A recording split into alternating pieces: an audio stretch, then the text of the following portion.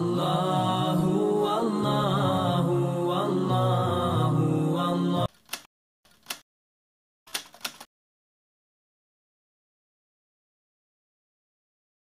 আসসালামু আলাইকুম। আমার ছেলেবেলার ঘটনা। অনেক বছর আগে কোনো এক আত্মীয়ের বাসা থেকে আমি আর আব্বা গাড়ি করে বাড়ি ফিরছিলাম। ফিরতে ফিরতে রাত হয়ে গিয়েছিল। সাধারণ গতিতে ফাঁকা রাস্তা ধরে আমাদের গাড়ি চলছিল। হঠাৎ কোনো কারণ ছাড়াই গাড়ির ইঞ্জিন থেমে গেল। ড্রাইভার বিভিন্ন কলাকৌশল অবলম্বন করেও ইঞ্জিন চালু করতে পারল না। বন্ধ তো বন্ধই, চালু হবার নাম নেই।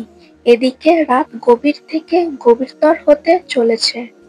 আব্বা কি যেন একটা ভাবলেন। এরপর সূরা ফাতিহা, সূরা ইয়াসিন আর দরুদ পাঠ শেষে দুই হাত তুলে বেশ কিছুক্ষণ ধরে আল্লাহর কাছে কি যেন দোয়া করলেন।